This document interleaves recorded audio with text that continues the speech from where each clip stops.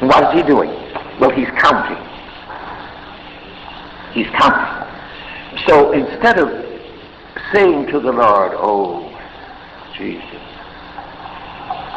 we have seen you work before. This is quite impossible to us. Will you be the host and feed him? Wouldn't it be nice if he could have done that? But he can't do that. He's not advanced enough yet to do that. He has to twiddle around with his flesh, with his natural processes, with his counting. And so he says, well, a handful of bread, 2 pence worth of bread, is not sufficient. And the Lord, smiling, said, certainly it's not. We all know that, Philip. We all know that. But then he's going to help himself out of this difficulty of his limitation. How? One of his disciples, Andrew, Simon Peter's brother, says unto him, there's a lad here which hath 5 barley loaves and 2 small fishes. Now again, fall down, yeah. But what are they among so many? How many see them always falling down on the limitation point? Or don't you get that? Both of them, right away. Answers to both of them fall right down. But what is 2 pennies worth? What are, even if you are fish and bread, what is that to this multitude? Do you get it or don't you? They are too self-conscious of their limitation. And they become that way because of their rationalizing. Now let us count it. I wish I dared to open up the types in here, the figures of it. How many notice there are 7 items? 5 loaves and what? 2 fish. 5 and 2 make what? 7. All right. I don't want to get in there, but it's good eating in there. That's really good. And 7 is your completion. It has to be 5 and 2. It can't be 4 and 3. It has to be 5 and 2. But I won't go in there. But that has to be that way. It has to be that way. The story won't reveal the truth that's underneath here. It won't be spirit and light vibrating coming up if you had 4 and 3. Well, 4 and 3 make 7. Mm-hmm. Sure it does. But it doesn't here. 5 and 2 make 7. And so he says, we have this supply. So they begin to count it. How many times you and I have had to do that? I don't do it anymore. The Lord trashed me out of that sometimes. That. I tell you the benefit of my thrashings. He just digs me out. And then after I get out, I say, oh, thank you, my dear Lord. Does anyone want to know this? He said, yes. I have a few people who would like to hear it. Now you go out and peddle it. So I go out, and sometimes out of 150 to 200 people, I get 5 people. That's good. It bothered me first. I said, well, dear Lord, I ministered to all of this great group, and all I'm conscious of, and they have touched my spirit. And I know they have touched me in spirit. They have come physically and spoken. I said, I got 5 out of 100. He says, don't be disturbed. Of all the thousands, I had 12, and one of them was a failure. Do you see the ratio? How many get your ratio? So I said, all right, Lord, if all I got is 4 people out of this camp meeting, I will be happy. The ratio is very tight because your price is very tight. So he says 5, 2. Well, when you count, don't fall back upon counting forevermore your limitations.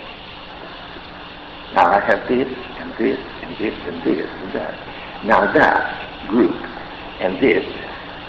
But I can't make it come out to feed a multitude. You never will. Do you know why?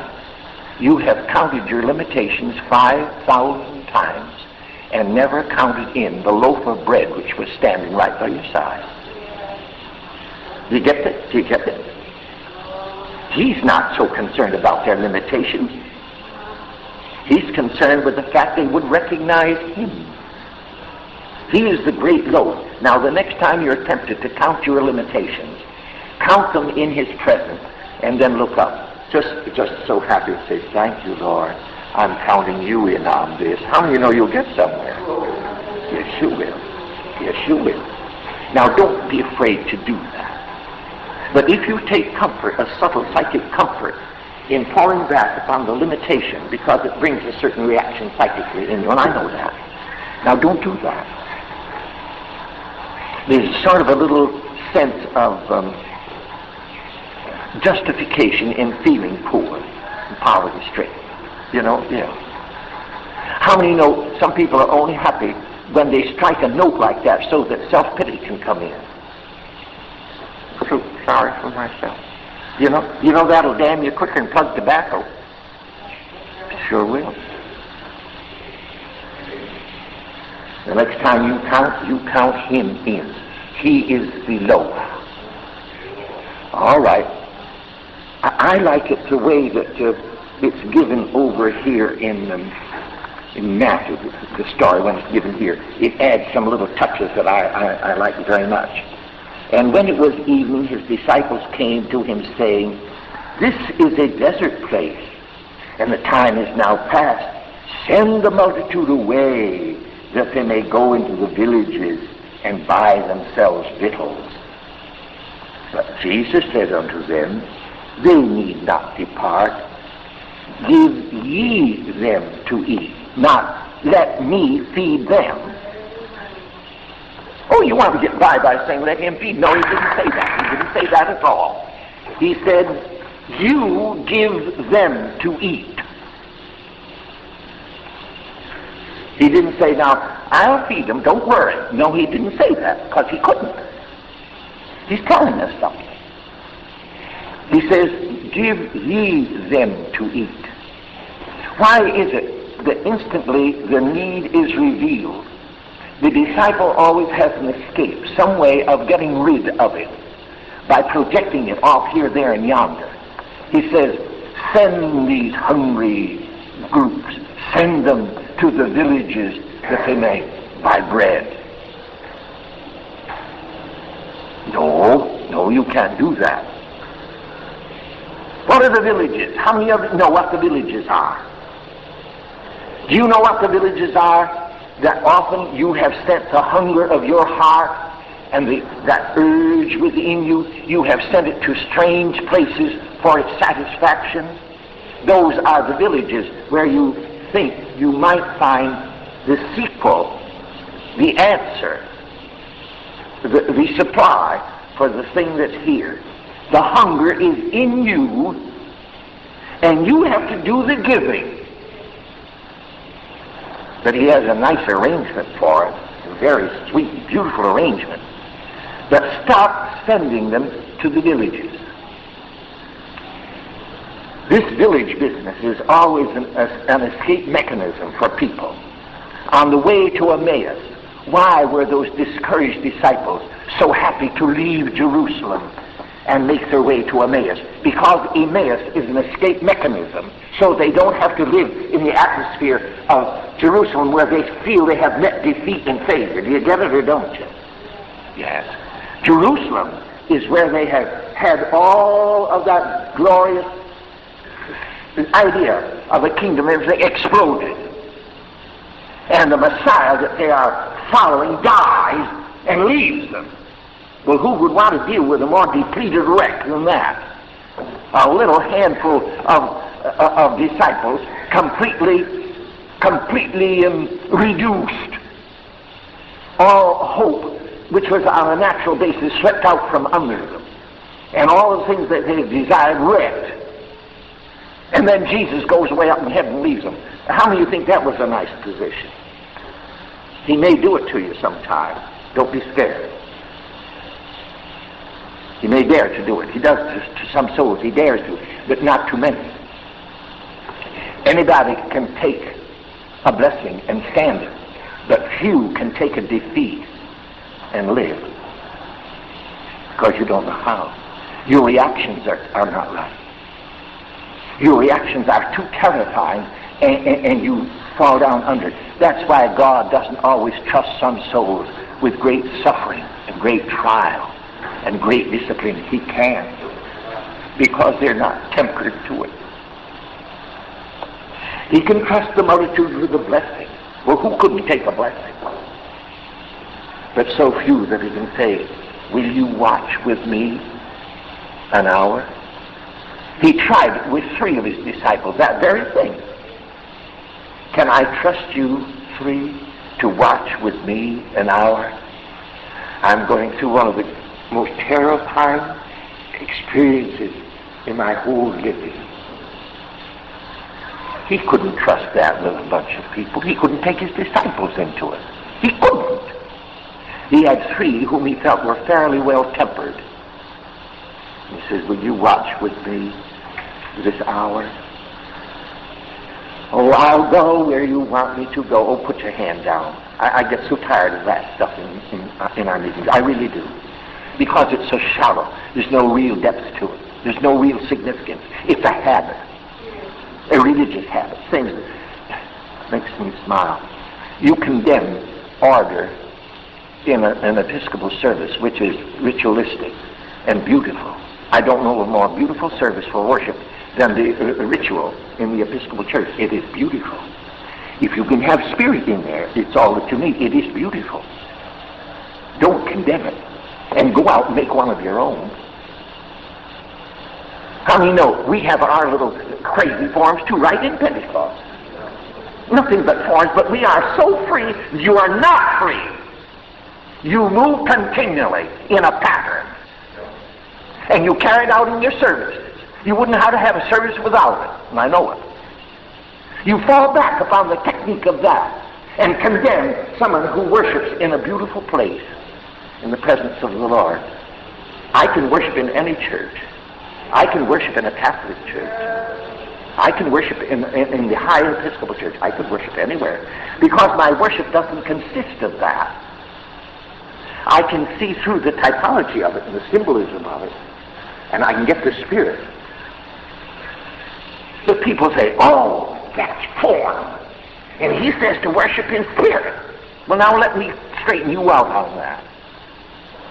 When he said to worship in spirit and truth, he was not condemning any kind of form.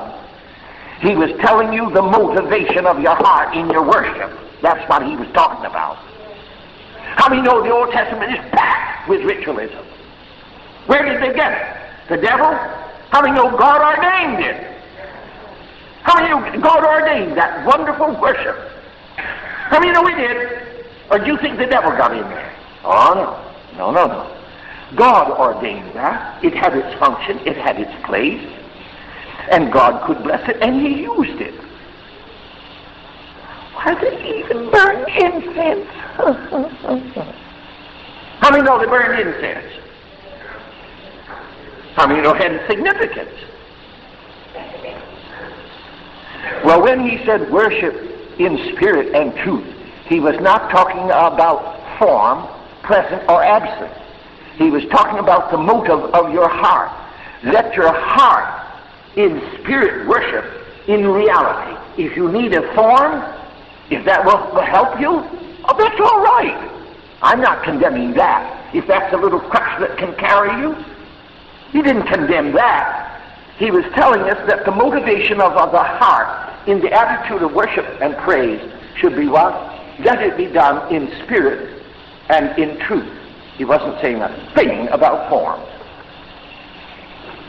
Of course, that ate up our poor dear Quaker brethren when they broke out. How many know how they broke out? They wouldn't have a thing that looked like the Catholic Church. Anything. So they let the Catholic Church run off with the cross. How many know the cross belongs to us as much as any Catholic? Do you know that or don't? Well, some of us are dead scared to see one. You can hardly stand it to see it on your Bible. Why, it's a hangover of the prejudice that has been in people for these hundreds of years. It's a hangover of a miserable little prejudice. Please get away from all those bondages. Please do it.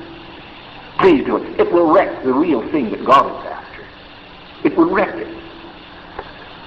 So the Quaker said, no, we will not have the priest to stand with a black robe and talk. We will put him in a long coat with 72 buttons down the front and a big black square hat that looks ugly. How many can see it or can't you? Do you know what that is? That is an inner resistance to a form that they didn't understand and didn't like, lest it would creep in and upset them. So they say, not a beautiful church, but one with board seats. Do you know you can worship the Lord on a cushioned seat as well as a board seat? Now some don't.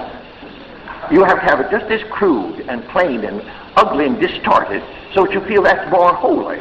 No, God is the author of beauty.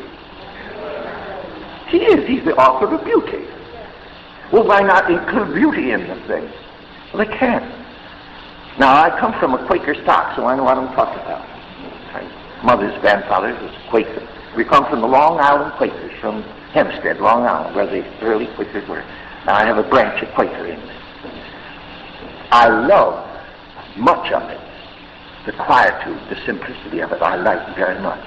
But when they go to extremes of saying you can't have a robe on when you preach, but I'll put on a black coat. I know those long Pennsylvania pen coats with about 72 buttons down the front. How do you remember it? Stiff and awkward as they could be. Then a big black hat popped on.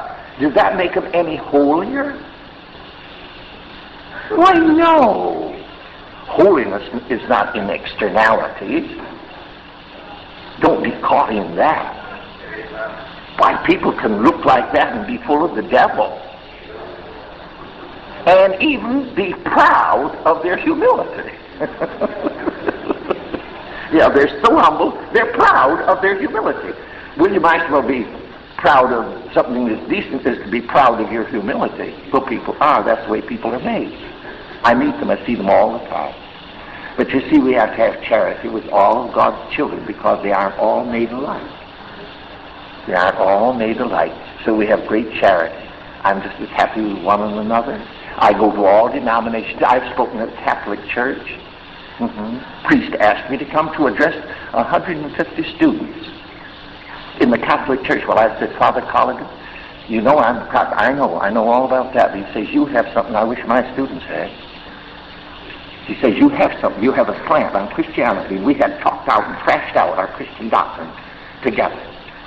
And he says, I want my students to get a slant on this thing. Will you come? Well, I said, I'll come if you'll pay the consequences.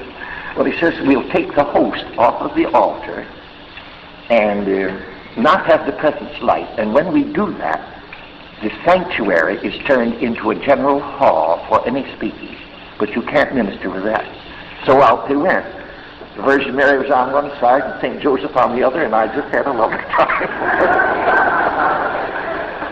Neither one of them said a word to me. You know why? Well, they were made of plaster. So you see, I get in everywhere. It's good to be liberal enough to do that. Move in every group. Now here, in this one, he says, their first way of getting rid of this thing is to send the hungry multitude away to some village. Think of the villages to which you have sent your heart, your mind, your spirit. Can you think of some of them? I hope you can. Everyone is guilty.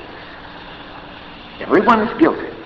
You have tried to project that thing into another field lest it would cost you something to have it fed properly.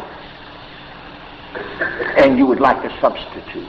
So you say, I'll send them over there. In my first hungerings for truth, I was born and brought up in the Methodist Church, and we didn't have too much. I was saved. I got that far, but not too salubrious experience, but it was enough to, if I died, God would have taken me. I was quite certain of that. But I never had the general toleration of it, you know. I never had that. But I'm saved. Now, don't doubt it. How many believe I am? Will you believe it? Well, I was hungry, and I thought that people advised me, the ministry said, well, what you need is a good training in school, college, and theology, and all that. And I thought that would satisfy. How many of you see me pushing into a village? Sure. That was my village. I went over there with this hunger in me, pushing this hunger into a village to find food. I didn't find it. I find it the most interesting village, but I never found my food. I exhausted it and came back from the village hungry. Hungry. Well, he says, you don't need to send them to these villages. Give ye them to eat. Well, now wait. Give ye them to eat. How can this be done? Well, these people had the same little fault of counting their limitations. So listen.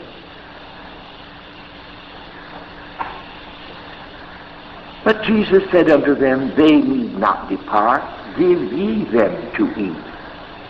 And they say unto him, we have here but 5 loaves and 2 fishes. Here's where the lovely thing comes. Bring them hither to me. Isn't that sweet? Isn't that lovely? How do you see an entire, absolute surrender and detachment from every one of those things which you have possessed, and you put them into the hands of the Lord? You get that or don't you? Bring them to me. Now stop counting them. I know who you are. I know your possibilities. I know your potentials. I know all of that. I knew you really before you were born. You haven't come into any kind of real consciousness yet of entity. But I've known. Many Christians don't come into those realms of consciousness at all. They're saved, filled with the Spirit, and have a glorious time and go to heaven, and have never come into what I would call a real inner consciousness of the reality. They don't. And you dare push in there and to speak a little with them. How many of you know their face gets as blank as a goat? He says, you don't have to do that. You bring that to me. Do you dare to surrender to me? Would you dare to surrender all of that to me? Now that's all you have to count on, isn't it? Well, it's really all I have in my life. Well, that's all I want. Now you dare to put that into my hands. That's all I ask. And I will be so grateful for the entire surrender of your being without any of these attachments, without any of these little village experiences, without that. Let that be cut absolutely out. It's a stripping that few will take. But he says, if you dare to do that, I can do something. I can do something. But I cannot as long as the consecration is only partial. But it has to be, just as he taught. If you want to follow Mammon, go ahead. If you want to follow me, this is the way. How many know he's very, very explicit about this and very drastic. I like him because of it. One thing I love about my Lord Jesus is because he was a radical. And I admire him for it. I love him. I just pull for him all the time because he was a radical. These flimsy ideas of Jesus walking around with white dress on and things, sweet honey, I get very tried with him. He was a man. He was not effeminate. He was a man. I love his manhood. I love his daring. I love his bravery. I love to see him dare to go in and explode the thing right in the midst of those old Pharisees. I just love to see him do it.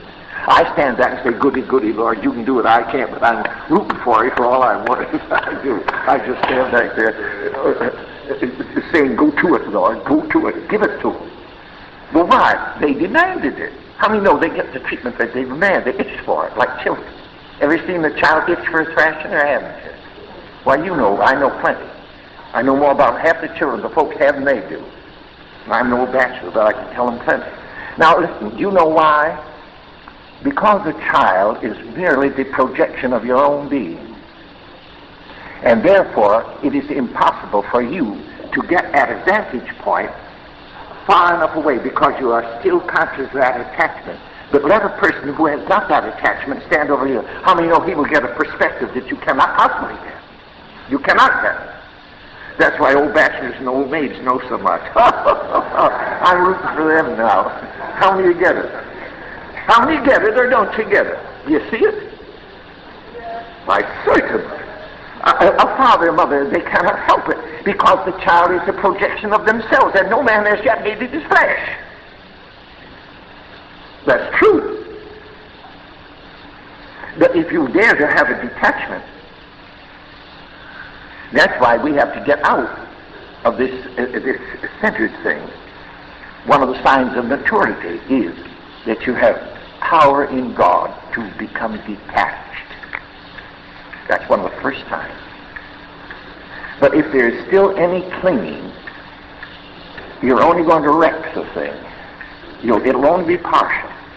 He says, bring them to me. Well, here's one little fish, doesn't look very good. I think I can see. Bring them to me. Well, this little loaf looks kind of scorched, and I don't think you can do. Bring them to me. Well, this loaf looks, bring them to me. But Lord, this loaf, bring them to me. Will you please stop your arguing with God? Please stop it. If he says bring them, then bring them. He says, I knew you before you were born. I know all that. But please bring them to me. That's all he wants. That's all he wants.